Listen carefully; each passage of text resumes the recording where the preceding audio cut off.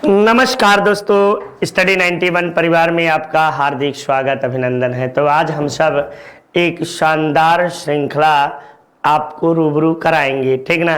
रूबरू होंगे वह है प्रमुख वन्य जीव परियोजना, यानी भारत सरकार के द्वारा वन्य जीवों के संरक्षण के लिए कौन कौन सी परियोजनाएं आई, आज उन्हीं के विषय में हम सब अध्ययन करेंगे। चाहे वह गिर परियोजना हो, चाहे वह टाइगर रिजर्व परियोजना हो, चाहे हेम तेंदुआ हो, चाहे हांगुल मृग परियोजना हो, चाहे कछुआ परियोजना हो, चाहे हाथी परियोजना हो। तो आज जो हम लोग बातें करेंगे वो महत्वपूर्ण परियोजनाओं से संबंधित प्रश्नों से रूबरू होंगे, आपको उससे संबंधित बातों का जिक्र करेंगे। तो आइए हम सब एक शानदार तरीके से परियोजनाओं के विषय में जिक्र करते हैं, प्रमुख वन्य जीव परियोजनाएं। तो चलिए इस तरह हम सब देखते हैं कि आपको जो है महत्वपूर्ण टॉपिक को आगे बढ़ने से पहले हमारी संस्था की ओर से कुछ महत्वपूर्ण आपको कोर्स संचालित हैं, जिनमें आपको मिलेगा सुपर टेट का शानदार कोर्स। और ये सुपर टेट का कोर्स जो है ये उन सभी भाई बंधुओं के लिए है जो कि यूपी टेट के एग्जाम को क्वालिफाई कर चुके हैं और आने वाले समय में आपको जो है शिक्षक बनने की दिशा में अपना अग्रिम प्रयास जारी कर चुके हैं। ये देखिए यूपी टेट ये उन अभ्यर्थियों के लिए है जिन्होंने बीएड या बीटीसी को पूरा कर लिया हो या तृतीय सेमेस्टर में हो, तो ऐसे अभ्यर्थी भी इन परीक्षा को भर सकते हैं, यूपी टेट के एग्जाम को दे सकते हैं और क्वालिफाई करने पर सुपर टेट के एलिजिबल माने जाएंगे। इसके अलावा यूजीसी नेट हमारी संस्था के द्वारा आपको पढ़ाया जाता है। इस कोर्स की कीमत मात्र 900 रुपए है और ये यूजीसी नेट उन अभ्यर्थियों के लिए है जिन्होंने पीजी 55% अंक के साथ उत्तीर्ण किया हो या उससे अधिक अंकों के साथ द्वितीय चतुर्थ सेमेस्टर या तृतीय सेमेस्टर में हो, तो वे अभ्यर्थी भी यूजीसी नेट का पेपर दे सकते हैं। हाल ही में यूजीसी आयोग के द्वारा यूनिवर्सिटी ग्रांट कमीशन के द्वारा जून में आपको पेपर लेने का संकेत दिया गया है। तो अब से अभी आपके पास 6 महीने का वक्त है, आप अपनी तैयारी को बहुत अधिक मजबूत कर सकते हैं और शानदार प्रयास के बल पर आप सफलता को अर्जित कर सकते हैं। अतः बंधु बांधवों से ये कहना है कि आप जरूर से जो असिस्टेंट प्रोफेसर बनना चाहते हो वो पहले प्रश्न पत्र को जरूर से मजबूत करें और सफलता के झंडे को गाड़ें। आइए बातें करते हैं हम एसएससी जीडी। एसएससी जीडी उन अभ्यर्थियों के लिए है जो 18 से 22 वर्ष के सामान्य श्रेणी के अंतर्गत आते हैं और या जो भारतीय सेना में जाकर सेवा करना चाहते हो, चाहे एसएससी एसएसबी हो, चाहे आपको जो है कि आईएनए हो, जो भी संस्था इससे संबंधित है उसमें जाकर यदि आप सेवा करना चाहते हो तो आप सबके लिए यह सुनहरा अवसर है। स्टडी 91 परिवार आपको शानदार कोर्स मात्र 699 रुपए में उपलब्ध कराता है। तो चले आगे की बातें हम सब अब यहीं से परियोजनाओं के विषय में हम सब बातें करेंगे। भारत में पहली बार आपको जो है वन्य जीव परियोजना, इसके विषय में मैंने पिछले बार बताया था कि वन्य जीव संरक्षण अधिनियम जो है ये कब आया, तो 1972 ईस्वी में वन्य जीव संरक्षण अधिनियम आया। वन्य जीव संरक्षण अधिनियम, ठीक ना। श्रीमती इंदिरा जी के समय में यह वन्य जीव संरक्षण आपको अधिनियम आया और इसी वन्य जीव संरक्षण अधिनियम के तहत आपको जो है कि गिर परियोजना की शुरुआत की गई। गिर अभयारण्य जो कि गुजरात में है और एशियाई शेर के लिए प्रसिद्ध माना जाता है।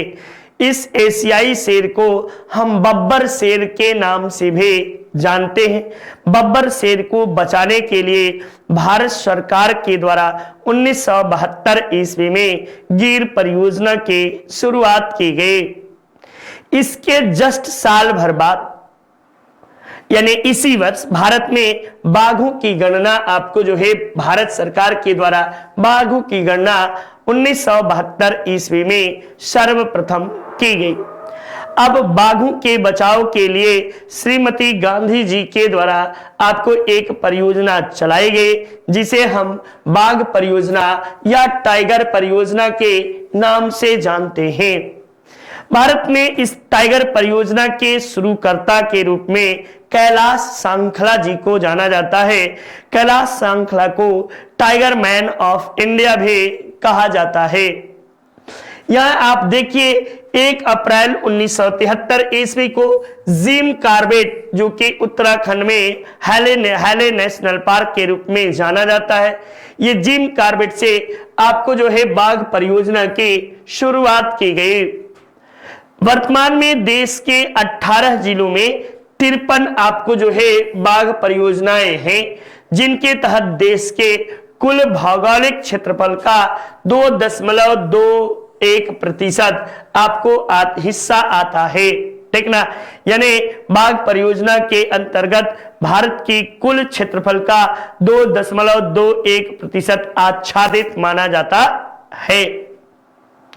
क्षेत्रफल की दृष्टि से भारत का सबसे बड़ा बाघ अभयारण्य आरक्षित क्षेत्र नल्ला मलाई श्रेणी के अंतर्गत नागा अर्जुन सागर श्री सैलम यानी नागा अर्जुन सागर या श्री सैलम टाइगर रिजर्व जो है ये आंध्र प्रदेश में स्थित है।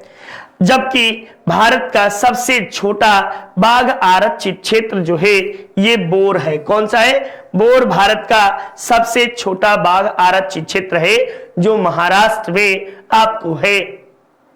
नेक्स्ट देखते हैं, विश्व की सर्वाधिक ऊंचाई पर अवस्थित बाघ आरक्षित क्षेत्र नामदफा है जो अरुणाचल प्रदेश में स्थित है। भारत का सबसे दक्षिणतम बाघ आरक्षित क्षेत्र कलक्कड़ मुंडन थुराई, ठीक ना, ये तमिलनाडु में स्थित है। जिम कॉर्बेट विश्व का सर्वाधिक बाघ घनत्व वाला आपको राष्ट्रीय पार्क माना जाता है। 29 जुलाई को विश्व बाघ दिवस के रूप में जाना जाता है।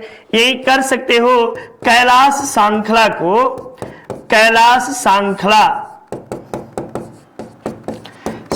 को टाइगर मैन ऑफ इंडिया के नाम से भी जाना जाता है। ये महत्वपूर्ण बातें आप याद रखिए। Kailash Sankhla tiger man of India के रूप में हम इन्हें जानते हैं। नेक्स्ट चलिए अगली महत्वपूर्ण बातों को देखते हैं। राष्ट्रीय बाघ संरक्षण प्राधिकरण के विषय में हम सब चर्चा करते हैं। इसकी स्थापना 1973 ईस्वी को की गई।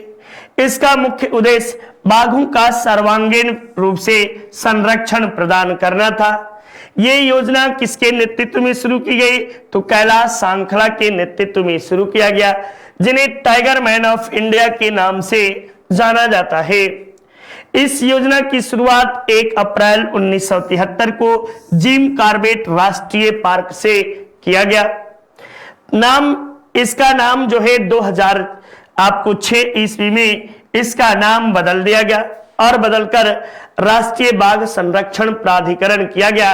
पूर्व में इसका नाम जो था बाघ परियोजना निर्देशालय के नाम से ये जाना जाता था।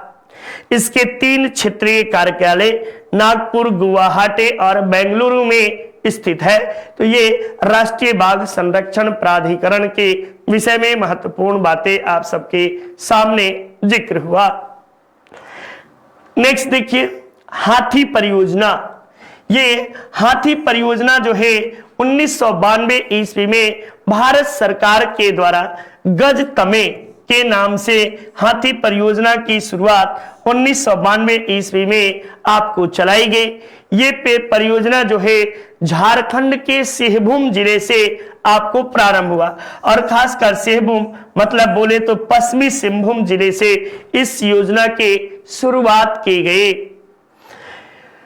16 राज्यों में आपको राज्य एवं केंद्र शासित प्रदेशों में यह योजना कार्यान्वित है।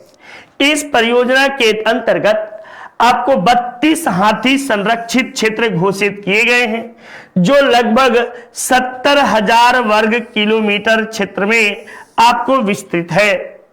22 अक्टूबर 2010 को भारत में हाथियों के भविष्य को सुरक्षित रखने के प्रयास को बढ़ावा देने के लिए हाथी को आपको राष्ट्रीय विरासत पशु घोषित किया गया। यानी भारत का राष्ट्रीय विरासत पशु कौन है? तो हाथी है। हाथी की घोषणा राष्ट्रीय पशु विरासत के रूप में कब किया गया? तो 2010 ईस्वी में किया गया।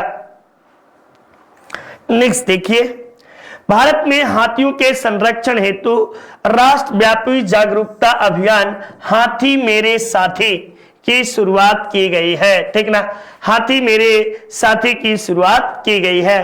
राजस्थान के जयपुर के आमेर, जिसे कुंडा गांव के नाम से जानते हैं, केंद्र एवं राज्य सरकार की सहायता से एशिया का तीसरा तथा भारत का पहला एलिफेंटा विलेज बनाया गया है। भारत में पहला हाथी पुनर्वास केंद्र कुट्टूर, ठीक ना, ये कुट्टर आपको केरल में बनाया गया है। हाथियों के लिए आपको एक चिकित्सालय स्थापित किया गया है। तो मथुरा में, यूपी में हाथी चिकित्सालय के स्थापना उपचार के लिए एक चिकित्सालय स्थापित किया गया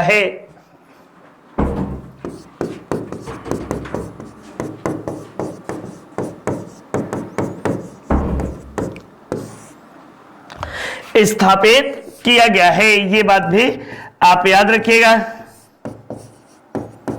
किया गया है।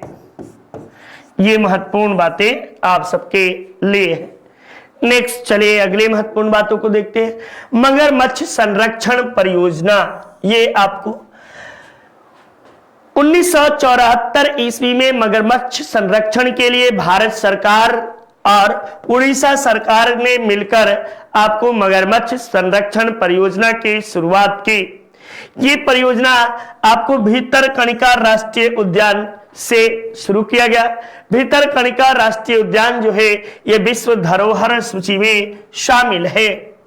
मगरमच्छ अभयारण्यों की सर्वाधिक संख्या बेटा आंध्र प्रदेश राज्य में है। कहां पे? आंध्र प्रदेश राज्य में मगरमच्छों की सर्वाधिक संख्या है। हैदराबाद में केंद्रीय मगरमच्छ प्रजनन एवं प्रबंधन संस्थान की स्थापना आपको की गई है। ये सब बातें, ये सारी की सारी लाइनें आप सब लर्न कर लीजिए, याद कर लीजिए, चूंकि यहीं से आपसे संबंधित महत्वपूर्ण बातों को पूछा जाता है और पूछा जाएगा। ठीक ना, तो ये बातें हुई। चंबल नदी क्षेत्र में घड़ियालों के संरक्षण एवं विकास के लिए आपको वन्य जीव अभयारण्य यानी चंबल वन्य जीव अभयारण्य, ये किसके लिए? घड़ियालों के संरक्षण के लिए आपको बनाया गया है।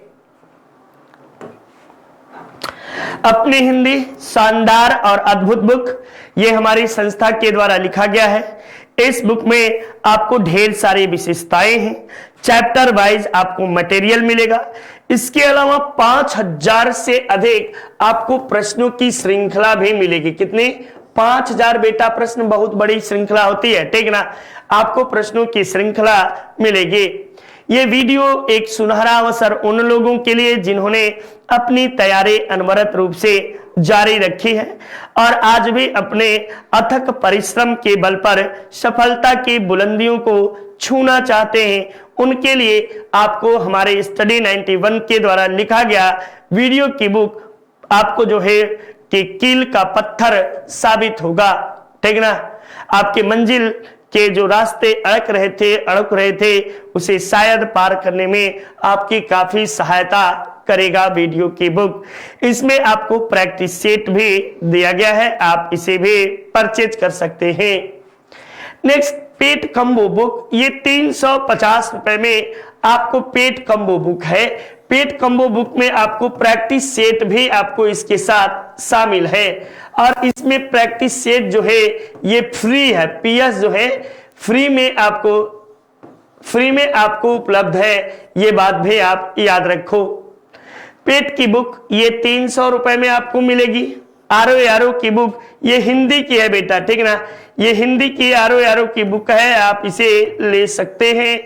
और ये प्रत्येक आपको चैप्टर, कुल 6 चैप्टर हैं, 6 चैप्टर जो आरो यारो में आपको पूछे जाते हैं। और प्रत्येक चैप्टर से, ईच चैप्टर से आपको जो है 500 से अधिक प्रश्नों की श्रृंखला दी गई है। ये भी आपके लिए बहुत सुनहरा और बहुत ही शानदार बुक है। लेखपाल कंबो की ये 300 रुपए की बुक है। कोई भी बुक मंगाने के लिए आपको किसी तरह का कोई डिलीवरी चार्ज नहीं देना होगा, ये बात भी आप याद रखिए, यानी होम डिलीवरी फ्री है। देखिए, वन्यजीव से भारत के प्रमुख घड़ियाल एवं मगरमच्छ संरक्षित क्षेत्र, ये गुइंडी राष्ट्रीय अभयारण्य तमिलनाडु में है, चंबल वन्यजीव अभयारण्य राजस्थान में है, भीतर कणिका वन्यजीव अभयारण्य उड़ीसा में है, नंदनकानन वन्यजीव अभयारण्य उड़ीसा में है, सतकोसिया जार्ज वन्यजीव अभयारण्य उड़ीसा में है। तो ये महत्वपूर्ण रूप से घड़ियाल और मगरमच्छों के प्रजनन के लिए आपको जो है केंद्र माना जाता है। नेक्स्ट, गिद्ध संरक्षण आपको परियोजना। गिद्धों के संरक्षण के लिए आपको हरियाणा वन विभाग और बॉम्बे के नेचुरल हिस्ट्री सोसाइटी के बीच एक मेमोरेंडम ऑफ अंडरस्टैंडिंग MOU, ठीक ना, पर वर्ष 2000 में हस्ताक्षर किए गए। और इसके तहत जो है आपको गिद्धों के बचाने का प्रयास किया गया। एशिया से समाप्त हो रहे गिद्धों के संरक्षण के लिए सेव नामक आपको एक कार्यक्रम प्रारंभ किया गया। सेविंग एशियंस वेलुचर्स फ्रॉम एक्सटेंशन, यानी सेव नामक कार्यक्रम प्रारंभ किया गया, जिसका मुख्य उद्देश्य गिद्धों को समाप्त होने से बचाना है।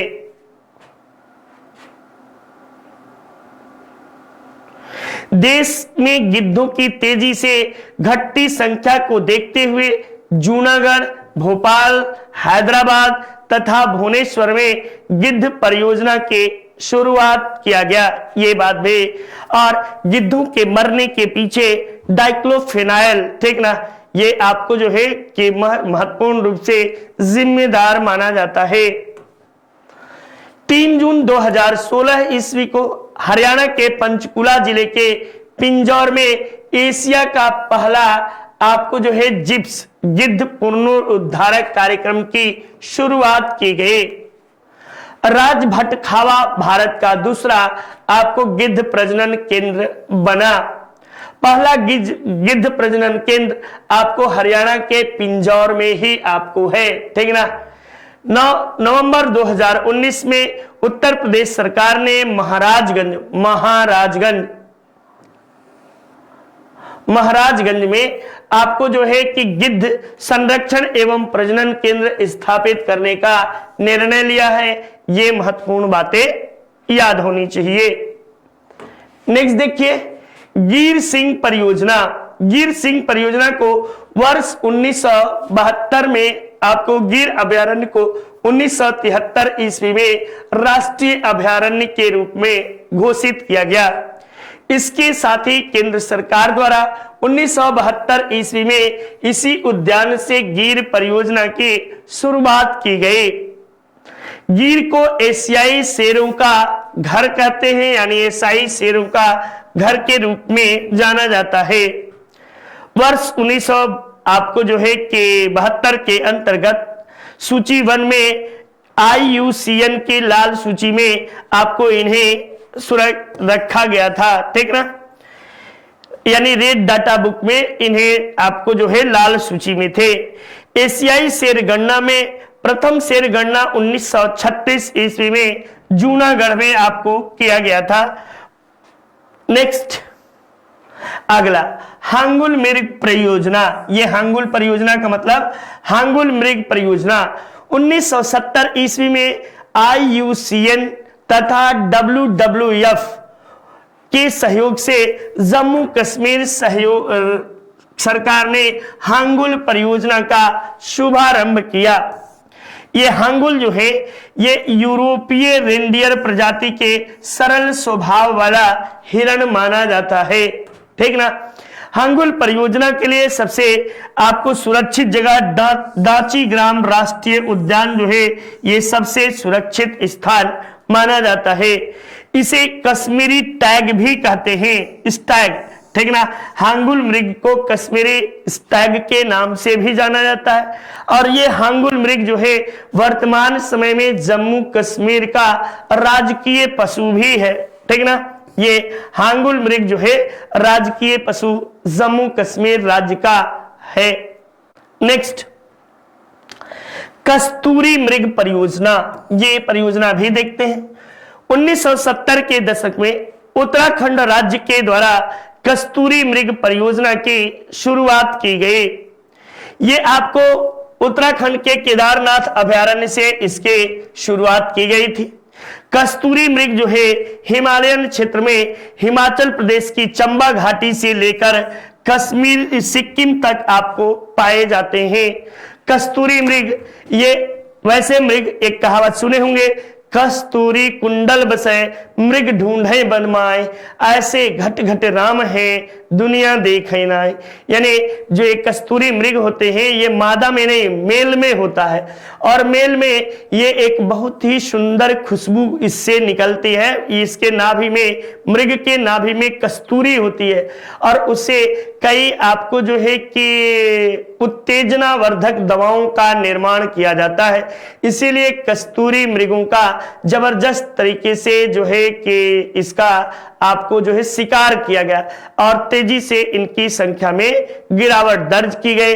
अंत में भारत सरकार के द्वारा इनके संरक्षण के लिए उत्तराखंड सरकार ने सर्वप्रथम प्रयास किया, और उन्हीं के प्रयास से हांगुल आपको जो है कि कस्तूरी मृग परियोजना चली, ठीक ना। तो ये कस्तूरी मृग मुख्य रूप से जो है कि हिमाचल प्रदेश से लेकर आपको सिक्किम तक के हिमालय के तराई क्षेत्र में ये हिरण पाए जाते हैं। देखिए मणिपुर का थामिन परियोजना, वर्ष 1977 ईस्वी में मणिपुर राज्य द्वारा थामिन परियोजना की शुरुआत की गई। ये एक विशेष प्रकार का हिरण है जो मणिपुर की लोकटक झील में आपको स्थित है। लोकटक झील का मतलब ये आपको किस में है, तो काबुल लामजाओ राष्ट्रीय उद्यान में, ठीक ना। काबुल लामजाओ राष्ट्रीय उद्यान में आपको जो है राष्ट्रीय उद्यान में ये आपको पाया जाता है। ये मुख्य रूप से याद रखिए काबुल लामजाओ राष्ट्रीय उद्यान में ये आपको, ठीक। तो एकदम शानदार तरीके से आप श्रृंखला के साथ बने रहिए। आशा उम्मीद है कि आपको चीजें बेहतर तरीके से समझ में आ रही होंगी। ये हिंदी इंडिविजुअल का बैच है, एकदम कंप्लीट कोर्स, मात्र और मात्र 999 रुपए में आपको ये कोर्स उपलब्ध है, और नितिन सर के द्वारा शानदार तरीके से ये कोर्स पढ़ाया गया है, ठीक ना।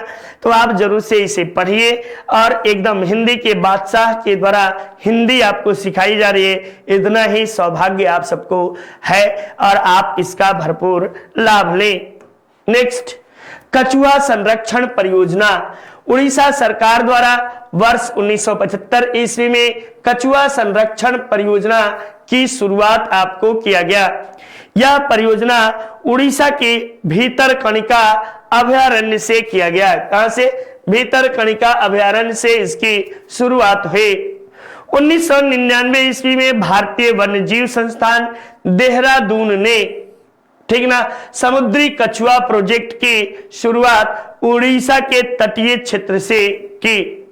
कछुए की एक विशिष्ट प्रजाति ऑलिव रिडले, ये जो है दक्षिणी अमेरिका से भारत में उड़ीसा के तटों पर आकर, भीतरकनिका के तटों पर आकर आपको संतानों को जन्म देते हैं। लगभग 60,000 मील की दूरी पैदल तय करके समुद्र की दूरी किसी तरह बचते बचाते हुए मादा के साथ नर भी आपको उसकी सुरक्षा करते हुए ये उड़ीसा के तटीय क्षेत्रों में आते हैं, और यहाँ पर आपको जो है अपने बच्चे को प्रजनन के लिए सुरक्षित महफूज स्थान समझते हैं। तो इतनी लंबी दूरी देकर तय करके ये अपने परिवार और कुल को बचाने का प्रयास इनके द्वारा किया जाता है। चलिए नेक्स्ट, ये गेंडा परियोजना की शुरुआत 1987 ईस्वी में आपको हुई और इसकी शुरुआत जो है असम सरकार के साथ मिलकर भारत सरकार ने की। गेंडा परियोजना जो है भारत में काजीरंगा राष्ट्रीय नेशनल पार्क इकलौता ऐसा पार्क है जो एक सिंघी गेंडा के लिए प्रसिद्ध है, लेकिन आजकल जलदापारा राष्ट्रीय अभयारण्य में भी आपको एक सिंघी गेंडे की संख्या में वृद्धि का प्रयास किया जा रहा है, उनका संरक्षण वहां पे किया जा रहा है। भारत दुनिया का एकमात्र ऐसा देश है जहां एक सिंघी गेंडे पाए जाते हैं। नेक्स्ट, गंगा डॉल्फिन संरक्षण। ये विलुप्त प्राय जीव गंगा डॉल्फिन जिसे सुइस के नाम से जाना जाता है, ये मुख्य रूप से आपको जो है कि इलाहाबाद से लेकर मिर्जापुर के चुनार तक के क्षेत्र में ये गंगा डॉल्फिन बहुत अधिक मात्रा में पाई जाती है। इसके बाद ये पटना के आसपास के क्षेत्रों में, पटना से लेकर भागलपुर के क्षेत्र में गंगा नदी में आपको जो है गंगा डॉल्फिन की बहुत बड़ी संख्या पाई जाती है। 5 अक्टूबर 2009 को इसे राष्ट्रीय जलीय जीव के रूप में घोषित किया गया। बिहार के भागलपुर जिले में सुल्तानगंज से आपको जो है कि कहलगांव के बीच मध्य गंगा नदी में विक्रमशिला गंगा डॉल्फिन अभयारण्य की स्थापना की गई है। यानी जब पूछे कि आपको विक्रमशिला गंगा डॉल्फिन अभयारण्य कहां है, तो बिहार के भागलपुर में आपको स्थित है। ये बात जरूर से अपने मित्रों इष्टों को बताइएगा। नेक्स्ट देखिए, पटना विश्वविद्यालय परिसर में राष्ट्रीय डॉल्फिन अनुसंधान संस्थान आपको जो है कि केंद्र स्थापित किया गया है। देखिए, सवाल पूछेगा कि राष्ट्रीय डॉल्फिन अनुसंधान केंद्र कहां है, तो पटना केंद्रीय विश्वविद्यालय में आपको स्थित है। राष्ट्रीय स्वच्छ गंगा मिशन द्वारा 5 अक्टूबर को गंगा डॉल्फिन दिवस के रूप में मनाने की घोषणा की गई है। यानी 5 अक्टूबर 2009 को इसे राष्ट्रीय जलीय जीव घोषित किया गया और इसी के तहत 5 अक्टूबर को गंगा डॉल्फिन दिवस के रूप में मनाने का संकल्प लिया गया है। चलिए नेक्स्ट, भारत के प्रमुख संरक्षित क्षेत्र और उससे संबंधित प्रजातियां। तो आइए आपको हम सब देखते हैं। नाम दफा, अच्छा,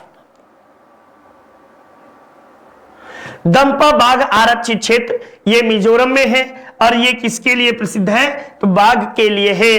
केबुल लामजाओ अभयारण्य मणिपुर में है, ये आपको संघाई हिरण के लिए आपको प्रसिद्ध है। किसके लिए, संघाई हिरण के लिए प्रसिद्ध है, ठीक ना। नेक्स्ट देखो, नामेरी राष्ट्रीय उद्यान ये असम में है और ये किसके लिए, स्तनपायी जानवरों के लिए आपको प्रसिद्ध है। फांगपुई जिसे ब्लू माउंटेन के रूप में जानते हैं, ये मिजोरम में अभयारण्य है और ये स्तनपायी जीवों के लिए प्रसिद्ध है। पद्मजा नायडू हिमालय जंतु उद्यान पश्चिम बंगाल में है और ये लाल पांडा के संरक्षण के लिए जाना जाता है। हुलॉक गिब्बन अभयारण्य ये असम में है और एक प्रकार का हुलॉक बंदर गिब्बन प्रजाति का बंदर है, उसके संरक्षण के लिए जाना जाता है। काजीरंगा ये आपको असम में स्थित है और एक सिंघी गैंडे के लिए ये प्रसिद्ध है। दाचीग्राम अभयारण्य राष्ट्रीय अभयारण्य कर लो, राष्ट्रीय उद्यान, ठीक ना। राष्ट्रीय उद्यान ये आपको गिर राष्ट्रीय उद्यान ये भी कर लीजिए। राष्ट्रीय उद्यान ये जम्मू कश्मीर में स्थित है और ये आपको जो है कि दाचीग्राम ये सफेद भालू, ठीक ना, सफेद भालू और हांगुल मृग के लिए प्रसिद्ध है। वहीं गिर राष्ट्रीय उद्यान गुजरात में एशियाई शेर या बब्बर शेर के लिए आपको ये प्रसिद्ध माना जाता है। केवलादेव राष्ट्रीय उद्यान जो है ये आपको राजस्थान में है। ऊंट के लिए बेटा तो इसे कम कहिए, लेकिन केवलादेव जो है मुख्य रूप से साइबेरियाई सारस के लिए, साइबेरियाई सारस, ठीक ना, साइबेरियाई सारसों का सारस का ये आपको जो है सुरक्षित आवास केंद्र माना जाता है। केवलादेव, जिसे घाना राष्ट्रीय उद्यान के नाम से भी जाना जाता है, ये भारत का सबसे बड़ा पक्षी अभयारण्य भी इसे कहते हैं। राजाजी राष्ट्रीय उद्यान ये उत्तराखंड में है, ठीक ना, उत्तराखंड में है। ये हाथी संरक्षण के लिए जाना जाता है। ग्रेट हिमालयन उद्यान हिमाचल प्रदेश में है और ये कस्तूरी मृग के लिए आपको जाना जाता है। मरुभूमि, जिसे डेजर्ट उद्यान कहते हैं, ये राजस्थान में है। इसे डेजर्ट आपको राष्ट्रीय उद्यान के रूप में इसे जानते हैं, तो ये राजस्थान में है। और ग्रेट इंडियन बर्ड्स के रूप में इसे, जिसे सोहन पक्षी कहते हैं, ग्रेट इंडियन बर्ड्स के लिए ये प्रसिद्ध है। सुल्तानपुर राष्ट्रीय उद्यान ये हरियाणा में है और सारस क्रेन के लिए ये प्रसिद्ध है। चिल्का राष्ट्रीय अभयारण्य ये उड़ीसा में है और फ्लेमिंग चिड़िया जो कि सबसे छोटी चिड़िया के लिए ये प्रसिद्ध है। रंगथिट अभयारण्य ये कर्नाटक में है और नागराज पक्षी के लिए ये प्रसिद्ध माना जाता है। नेक्स्ट, तो ये नितिन सर के हैंड रिटेन नोट्स हैं, जबरदस्त तरीके से इन्हें आपको लिखा गया है और ये नोट्स वही हैं जो नितिन सर ने YouTube पे आप सबको शानदार तरीके से पढ़ाया है। तो आप इस श्रृंखला के साथ बने रहिए और शानदार तरीके से अपनी तैयारी अनवरत रूप से जारी रखें। आशा उम्मीद करता हूं कि आप सबको चीजें बहुत बेहतर तरीके से समझ में आई होंगी। तो चलिए आज की श्रृंखला यहीं तक, मिलते हैं एक नई शुरुआत के साथ। पर डे एक नई टॉपिक, शानदार तरीके से आप अपनी तैयारी जारी रखें। जय हिंद, जय भारत, नमस्कार, वंदे मातरम।